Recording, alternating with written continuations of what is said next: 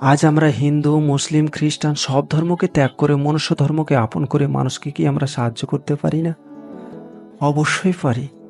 কারণ আমরা জানি ভারতবর্ষের প্রতিটা মানুষ দয়ালু, মানুষের পাশে দাঁড়াতে জানে। আজ আমি সেই সব মানুষদের কথা বলছি যে মানুষগুলো আজ জলের তলায় তলিয়ে গেছে। হ্যাঁ, মনে পড়ে সেই আসাম। আমাদের আসামের যেসব মানুষগুলো আছে আজ কঠিন দুর্দশায় পড়ে গেছে। অনেকেরই জলের তলায় ঘর হারিয়ে গেছে, মানুষের জীবন চলে গেছে। একটু কি বুকটা কাঁপে না বলুন? কষ্ট হয়। যদি আমাদের এখানটাই হতো তাহলে কি আমাদের কষ্টটা হতো না?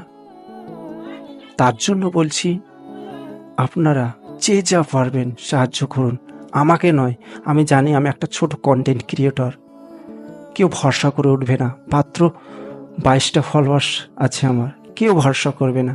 তাই আমি একটা অন্য পথ বেছে নিয়েছি। এই ছেলেটাকে যে দেখতে পাচ্ছেন, আমাদের ভারতবর্ষের আরেকজন সোশ্যাল মিডিয়া জনপ্রিয়জন। তিনি একটা পদক্ষেপ নিয়েছেন, আসামের মানুষগুলোকে ঘরবাড়ি বানিয়ে দেবেন। আপনারা ইনস্টাগ্রামে যান, ফেসবুকে যান, ওখানে গিয়ে সার্চ করুন আরিয়ান ক্যালভিন। 2 নম্বর 3 নম্বরের ভিডিওটা পেয়ে যাবেন। সেখানে একটা কিউআর কোড আছে, সেখানে আপনারা ডোনেট করুন। তিনি মাত্র 24 ঘন্টায় 16 লাখ টাকা কালেক্ট করেছে। আমিও 10 টাকা দিয়ে এসেছি।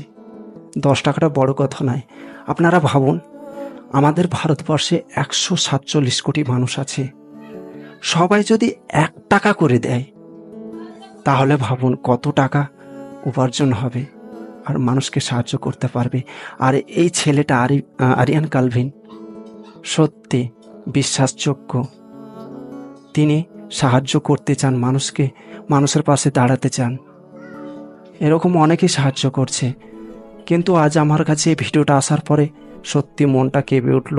আর বিশ্বাসযোগ্য মানুষ পেয়েছি বলে আমি সেখানে সাহায্য করতে পেরেছি। আপনারা যান, দিয়ে সাহায্য করুন। এই ছোট্ট ভাইয়ের ভিডিওটা যদি আপনার কাছে পা পিছলে চলে যায়, আপনার ফোনে চলে যায়, তবু যা পারবেন এই ছোট্ট ভাইয়ের একটা কথা শুনে একটু যান, সাহায্য করে আসুন। মানুষকে সাহায্য করলে পাপ হয় না, পাপ ক্ষয়ে যায়। তাই আপনারা যান, গিয়ে সাহায্য করুন। এই ছোট্ট ভাইয়ের প্রার্থনাটা একটু শুনুন।